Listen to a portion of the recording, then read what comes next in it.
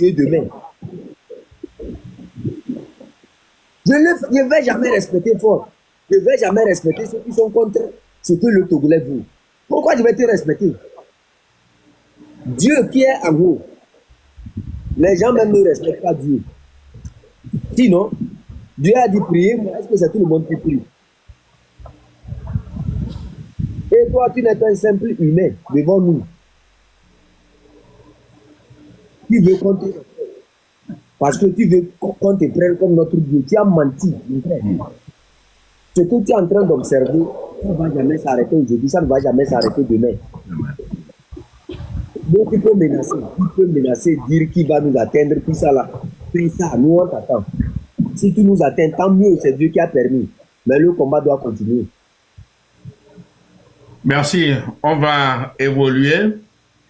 Tout le monde s'accorde à dire qu'avec la 5e République, Faure veut régner ad vitam aeternam à la tête du Togo.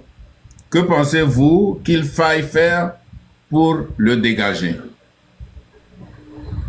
Il n'y a pas de 5e République. Pour moi, d'abord, il n'y a jamais eu de 5e République. Du moment où ils sont allés voler une constitution la nuit, il n'y aura jamais de 5e République.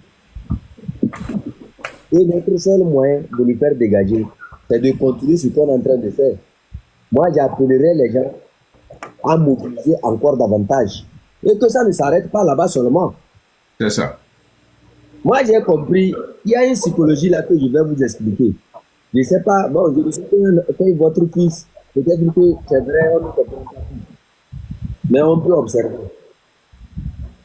Quelqu'un, en 20 ans, a dirigé des gens. Il tape, il tient ça là contre vous. Et qu'est-ce qui fait peur à la population? C'est ce qu'il tient contre vous. Quand vous l'analysez, en fait, vous voyez que c'est ça à cause de ça là que vous n'arrivez pas à le faire partir. Mais quelque part, je me pose cette question. Si on dit Faure n'est pas allé à l'école, que c'est Pascal Moduna qui a volé ses diplômes.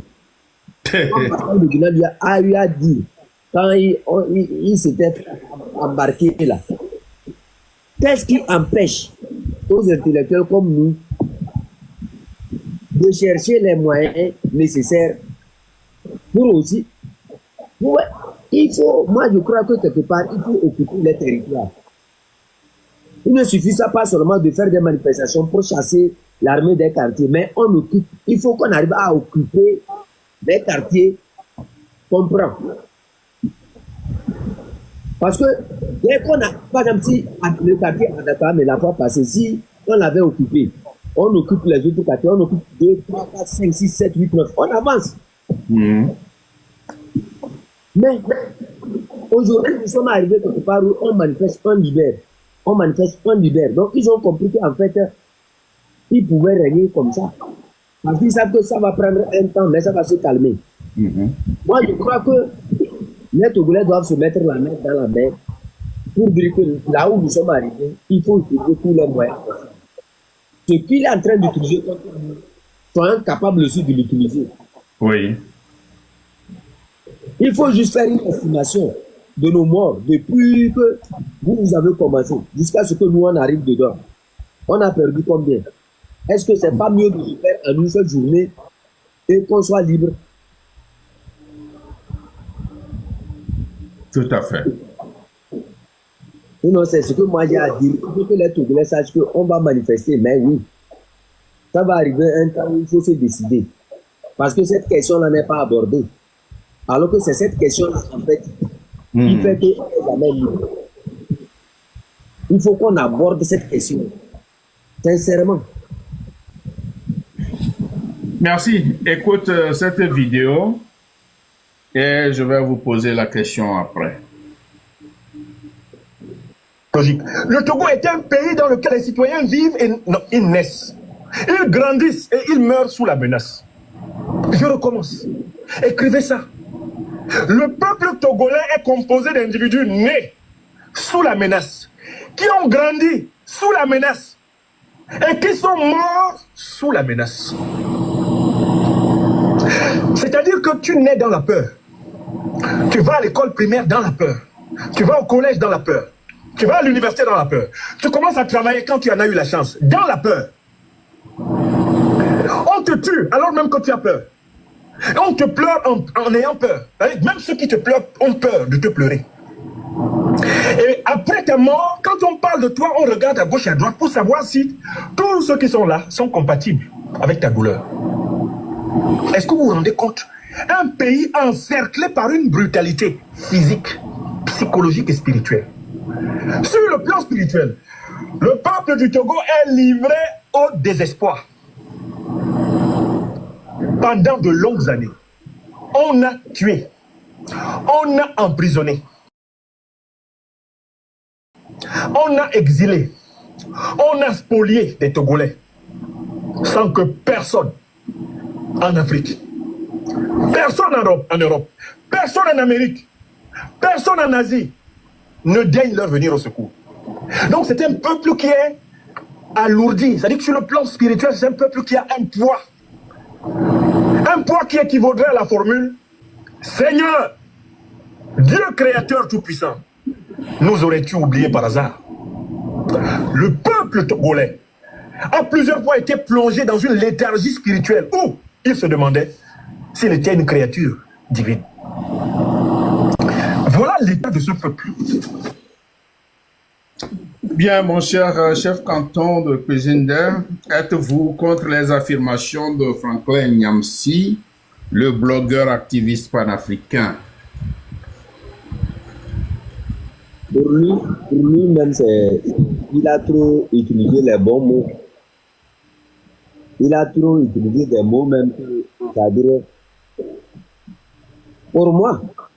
Oui, pour qualifier la situation des Togolais. Oui, lui-même, il a trop masqué. Pour moi, nous tous, nous sommes des morts ambulants. Nous sommes des morts. Quand tu nais Togolais, c'est que tu es un mort ambulant. Dans ce pays-là, dites-moi, tu as fait quelque chose, tu n'as pas fait quelque chose. C'est que quand on leur sonne là, on te prend, on te met, rien ne se passera. Et ce qui est encore plus écœurant, c'est que c'est dans ça là, les gens vont nous demander de respecter les lois. Moi, je ne sais pas sincèrement ce qui... Et parfois, quand je reste la nuit comme ça, j'essaie de prier, appeler mes Nyamanyama là pour leur demander pourquoi le Togolais est tellement calme malgré que ceux qui sont devant lui, ils maltraitent aussi comme ça. Ils me disent que non. Eux-mêmes là, une question là même les dépasse. Je vais vous dire quelque chose, grand frère. Ce n'est pas que je menace quelqu'un ici. Le jour où on va pas se décider à faire exactement comme sur ces gens, sachant très bien que ce n'est pas le Ghana qui va venir nous sauver, ce n'est pas le Bénin qui va venir nous sauver, ce n'est pas le... Nous avons plusieurs gens qui sont dans la diaspora. Vous avez appris le métier des arbres. Vos parents vous ont raconté l'histoire du Togo. Les Togolais manifestent pour lui aussi. Rendez-les la balance. Ceux qui sont au pays n'ont fait aucune guerre. J'ai toujours dit ça, les gens m'ont pris comme de tel le mauvais type. Nos soldats n'ont jamais fait de guerre. Toute leur guerre est basée sur comment arrêter un Togolais, tabasser, envoyer en prison, torturer, mourir. Est-ce qu'ils ont une fois affronté? Non, ils ont fait la guerre. Attends, il n'y a pas de guerre entre notre pays et un pays voisin. Mais nos soldats sont envoyés au front et envoyés par l'ONU au front et ils ont combattu là-bas. Et ils sont appréciés, on apprécie nos soldats qui sont au front dans d'autres pays. Un instant. Vous avez vu l'image de la manière dont ils sont allés au Mali. Ils descendaient avec des marmites. Est-ce qu'une seule fois, on nous a montré leur combat? Non. Mais, grand frère, grand-père, J'ai vu une vidéo où on les appréciait. laissez ça là. Je dis, là où nous sommes arrivés, quelqu'un qui se bat par détermination, quelqu'un, eux là où ils sont, ils le font à cause de l'argent. On ne le fait pas à cause de l'argent, on le fait pour notre pays. On le fait parce que on n'est pas payé par quelqu'un. Mais c'est notre dignité. C'est la dignité de notre nation. C'est notre histoire qu'on veut réécrire. C'est Tous vrai. les mensonges qu'ils ont mis dans les tonneaux là. Aucun peuple, il n'y a aucun Togolais aujourd'hui qui peut affirmer connaître sa vraie histoire. Tout ce que vous avez lu, c'est faux. Le Tablé, lui, son histoire où il est tombé du ciel avec une corde avec Yadema là. C'est faux. Qui connaît le vrai nom du Tablé? Qui sait d'où on vient? Le mensonge qui... La bataille que nous sommes en train de faire, ce n'est pas une bataille pour libérer seulement le Togo. C'est pour qu'on puisse reconnaître notre valeur. Pour qu'on puisse réécrire notre histoire. D'où on vient. On nous a coupé de notre racine principale. Les camarades exagèrent en disant que notre armée, elle livre la guerre contre son propre peuple. Oui, c'est clair, non? Mais est-ce que nous, on a une armée qui protège? Les braqueurs étaient armés. Ils ont braqué des banques. Ils se sont fait arrêter. Pourquoi ils n'ont pas arrêté les braqueurs à Lomé? Dans les autres aussi, ceux qui protègent le Togolais. L'armée togolaise n'a jamais protégé le Togolais. C'est seulement arrêter les gens qui manifestent pour que la route soit goudronnée. C'est seulement arrêter ceux qui manifestent pour que les hôpitaux soient équipés. C'est seulement arrêter ceux qui pensent que, comment on appelle ça, les salaires des fonctionnaires doivent être améliorés. C'est seulement arrêter ceux qui pensent que, comment on appelle ça, la corruption doit être arrêtée. C'est ça on vit. Sinon l'armée togolaise, ça sert à quoi? Ce n'est pas une armée. Moi je vous dis, ce n'est pas une armée. On doit refonder. J'avais fait un live où j'avais demandé aux gens qu'on doit devenir notre propre police, qu'on doit devenir notre propre gendarmerie, qu'on doit devenir notre propre armée. C'est clair, c'est ce chemin-là nous vivons, qui nous protège. Quand Amron s'est fait arrêter, qu'est-ce qu'il a fait pour qu'il soit là? Parce qu'un individu qui vit sur le salaire du contribuable a estimé que lui était dérangé par la voix de quelqu'un qui l'appelait au meilleur sentiment. Il s'est retrouvé torturé. Et qu'est-ce qu'on lui a dit? Rien ne se passera. Avons-nous encore une armée au Togo? L'armée qui est censée protéger devient celle qui torture les citoyens, devient celle qui met fin à la vie des citoyens. Nous avons combien de militants qui sont en prison depuis 2017? C'est quoi les charges? Les marchés de Tara et de Lomé, les incendies. Vous les avez vus une fois ouvrir le dossier là. Ça fait combien d'années aujourd'hui? Et je vous dis, le marché de Tara était entouré de deux polices, comment on appelle ça, d'une patrouille des bérets rouges. Il y avait une station d'essence là-bas qui était gardée. Les S3G qui étaient tout au bord du marché étaient gardés par des militaires. Parce que ces S3G appartiennent à une femme des restes. Donc, vous allez me dire que la police qui est à Tara, de l'autre côté, les gardiens du marché, aucun n'a vu ce qui s'est passé. L'armée togolaise n'est pas là pour servir le peuple togolais. Il ne veut servir. C'est là notre les gars problème. a fait sortir à Lomé le 6 jusqu'à ce jour-là. Est-ce que ça ne pouvait pas servir au nord contre les terreaux? Il ne peut pas le faire parce que c'est lui qui finance les terreaux. C'est lui qui est leur maître.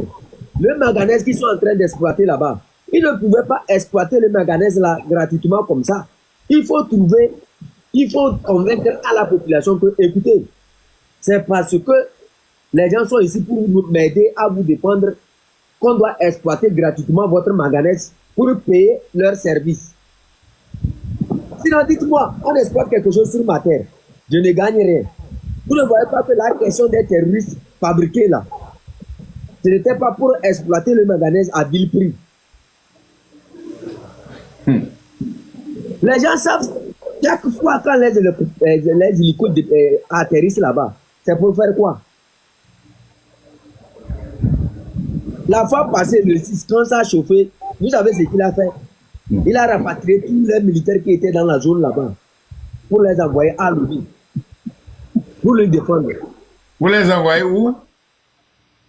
À Lomé. Il a pris des renforts de tout le monde. Il a envoyé à Lomé pour défendre. Donc la population togolaise est devenue terroriste. Nous sommes devenus des terroristes. Je vous ai dit que quelque part, c'est notre... Je ne sais pas. Sincèrement, il faut que les gens arrivent à réfléchir à quelque chose. Nous sommes tués, nous sommes massacrés. Nous n'avons plus aucun droit. Nous ne pouvons plus rien dire. Et dans ce chemin-là, vous pensez qu'il faut encore jouer au bon sentiment. Vous pensez qu'il faut continuer par faire le bon enfant. Mais nous sommes où? Qu'est-ce que prennent-ils pour nous effrayer? Nous sommes 9 millions. Si moi j'ai peur de dire qu'il faut les affronter, dans les 9 millions de personnes, il n'y a pas quelqu'un qui peut dire qu'on doit les affronter. N'arrive dans la balle tenue. Sinon le pouvoir est déjà tombé. Mais comme la balle très well, c'est à cause de ça nous sommes comme ça. Il faut qu'on arrive à taper dans la patrouille pour dire qu'on va vous affronter. Et quand vous regardez bien l'armée, les gens disent que les sensibilisations marchent sur l'armée. C'est vrai, on n'a pas menti que les sensibilisations n'ont pas marché. Mais le constat est devant vous. En 20 ans, la sensibilisation, quel soldat s'est levé pour prendre son chef? Même s'il y a des sensibilisés au sein de cette armée, il faut un backup. Il faut des gens pour faire quelque chose. Comme ça, l'armée pourra dire que j'ai en fait des renforts. On n'est pas formé pour aller dans... Les gens sont dans la diaspora, ils ont fait plusieurs guerres. Les gens sont allés, les gens ont travaillé pour les États-Unis, d'autres ont travaillé pour l'Allemagne, d'autres ont travaillé pour l'Union européenne, d'autres ont travaillé même en Afrique de l'Ouest. Mais on organise une équipe, à moins d'une journée, tout est déjà terminé. Mais quand on parle de cette question, tout le monde suit cette question, mais vous savez que c'est ça qu'ils utilisent contre nous. Il faut qu'on arrive à accepter un jour mourir. Il faut qu'on se tape dans la patrie pour dire je vais mourir en honneur de ma nation. Moi, je vous dis ça. Sinon, ce que nous sommes en train de faire là, je ne sais pas exactement pourquoi on ne veut pas aborder cette question. Regardez les luttes classiques. Regardez comment nos grands frères luttaient avant. Pourquoi le pouvoir était contraint parfois et a déjà été contraint à négocier avec eux? C'est parce que ils doivent... c'est pas moi seul qui maîtrise la violence. Il faut un choc entre nous. Parce que quand vous voyez les négociations, pourquoi les négociations n'aboutissent pas? Ce n'est pas la trahison seulement. C'est parce que quand vous allez pour négocier, on va vous poser la question. Vous comptez sur quoi pour négocier? C'est comme vous êtes allé... Par exemple, quand vous vous battez dans la rue avec quelqu'un, et la personne vous tape, vous tombez. Qu'est-ce qu'il y a à négocier encore? Mais c'est quand la bagarre dure que les gens vont venir s'interposer entre vous. Et là, on retire celui-ci, on retire ceci, on dit c'est pas rapport à quoi, on essaie de vous amener à discuter et à vous entendre. Mais nous, les gars nous ont déjà tapé, on est tombé, et nous on crie à quel secours? Oui. Y a-t-il une vraie discussion entre fort et faible? Jamais. Jamais. Si on n'arrive pas à prendre cette conscience-là, où il faut taper, il faut s'affronter un jour dans cette nation-là. Si on s'affronte, au moins on pourra maîtriser certains territoires. Nous sommes des... Le Togolais doit se dire qu'il est conquérant. On doit devenir des concurrents. Oui. Sinon, ce que nous sommes en train de faire là, il faut réfléchir. Nous sommes 9 millions. Si dans 9 millions, nous pouvons réunir seulement 500 personnes, c'est déjà grand. C'est déjà grave. Le commandant avait eu à discuter Et de ça. je demande à mes modérateurs de bloquer Laura. Rapidement, bloquez-la. Vous êtes là? Modérateur, bloquez Laura. J'ai bien dit que dans mes lives, nous n'avons qu'un seul adversaire, c'est fort et ça clique. Et quand vous venez ici raconter vos saloperies, on vous bloque. Ici, c'est un respect absolu à mes invités. Bien, on passe à autre chose. Je vais vous faire voir l'un des grands travaux de Ford au XXIe siècle. Et vous allez me dire ce que vous pensez. Bon, je pose déjà la question. Que t'inspire cette image sous la gouvernance de Ford au XXIe siècle? Et cette image-là, c'est à Tchamanga, dans l'Oti. Voilà. Et cette image est inaudible, mais vous voyez les images. Regardez. Un pont dans l'Oti.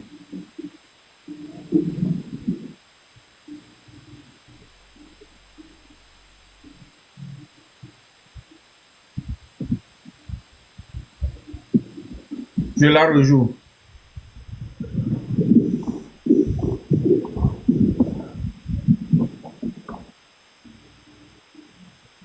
Vous voyez nos mamans, comment elles se débrouillent, peut-être pour aller chercher de la nourriture pour la famille.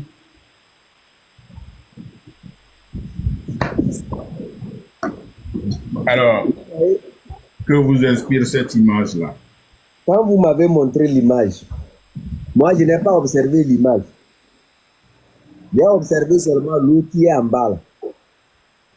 Vous voyez l'eau qui est en bas là. C'est l'eau là qu'ils consomment là-bas aussi. Pour dire le pont là, au moins le pont, on peut dire, pour moi c'est trop même amener ça trop loin. Vous avez trop amené le débat là trop loin. Il ne peut pas faire plus que le pont. S'il ne peut pas leur donner de l'eau à boire. Observez très bien l'eau qui est en bas là-bas. Là. C'est ça l'eau que les populations vont puiser, chauffer pour boire. Un puits d'eau, ça coûte combien? Avant de penser au pont. Vous ne vous rappelez pas du pont de Kara? Le pont là, ils sont obligés d'utiliser le pont des Allemands jusqu'à ce jour. Pourquoi? Le pont même, c'est trop donné du privilège. Je vous dis, allez-y dans un village à Tmeme. Demandez-leur si vous avez un pont pour aller vers les autres localités. La route même de Guérékouka, là où ils transportent les fers. Allez-y voir ces routes-là. C'est la poussière seulement. J'ai dit, l'eau même à Kara même, il n'y a même pas l'eau pour boire. Les gens mettent les seaux d'eau au dehors la nuit pour récolter l'eau. Mais quand vous parlez du pont, il ne peut pas développer le pays là jusqu'au pont. Hein. C'est trop. On ne peut pas développer le pays là, aller construire des ponts. Hein. Quelqu'un qui n'arrive même pas à creuser des puits d'eau pour les gens, il va aller construire un pont. L'argent pour aller construire un pont là, il n'a pas pris ça pour amener une Brésilienne à Lomé et lui montrer son éjaculation précoce. C'est grave ce que vous dites, hein? C'est grave ce que vous dites. Mais le jour où les villageois là vont avoir un pont, c'est que vraiment là, vraiment, c'est autre chose. Hein? L'eau seulement. En termes on dit, hein, regardez très bien, l'eau. Même si tu refuses à l'homme le manger, il ne faut pas le refuser l'eau. L'eau même pour moi, il n'y en a pas. Et vous allez montrer un développement jusqu'à la construction d'un pont. Le jour où il faut pas construire un pont, il va devenir fou.